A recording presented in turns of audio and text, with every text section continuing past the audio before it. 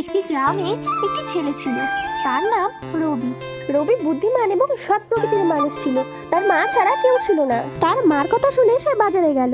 আসুন আসুন, আমার দোকানে আসুন। কি নেবেন বলুন? পেঁয়াজ, আলু, ভেন্ডি, কি চান? কাকু কাকু 1 কেজি আলু আর 2 কেজি পটল দিন। ঠিক আছে, দাঁড়াও দিচ্ছি।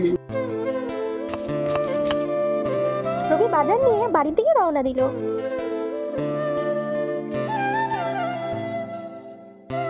বাজার থেকে ফেরার সময় রবি দেখলো রাস্তায় একটি সোনার হার পড়ে আছে। আশেপাশে দেখার পর রবি কাউকে দেখতে পায়নি। এই সোনার হারটি কার?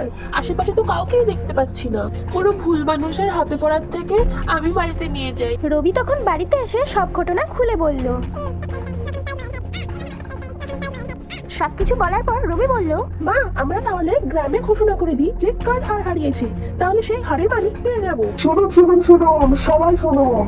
যার সোনার হার হারিয়ে গেছে সেই সোনার হারটি পাওয়া গেছে। সোনার হারটি পাওয়ার জন্য এখনই যোগাযোগ করুন। পরের দিন এইটা কি তোমার হার? হ্যাঁ, এটাই তো আমার হার। ভাগ্যিস তুমি পেয়েছো, নাহলে কার হাতে যে পড়তো। রবি সেই সোনার হারটি তাকে দিয়ে দিল। সোনার হারের মালিক বলে উঠল, এই সোনার হারটি তো তুমিই নিয়ে নিতে পারতে। আমাকে খুঁজে তুমি কেন আমাকে সোনার হারটি দিলে? কারণ আমার মা শিখিয়েছে যত বড়ই জিনিস হোক না কেন, যে হারিয়েছে তাকে দিয়ে দিতে। হঠাৎ করে সোনার মালিক বলে উঠল, বাহ বাহ বাহ বাহ, খুব সুন্দর। আমি তোমার সততা দেখে খুব প্রসন্ন হয়েছি। এই নাও, আমার সোনাটা তুমি নিয়ে নাও। ইয়ে, আমি সোনার হার পেয়েছি, কি মজা! আমি সোনার হার তারই পেয়েছি। সততার জন্য সে ইয়ে, পুরস্কার আমি পেল। সোনার হার পেয়েছি, কি মজা!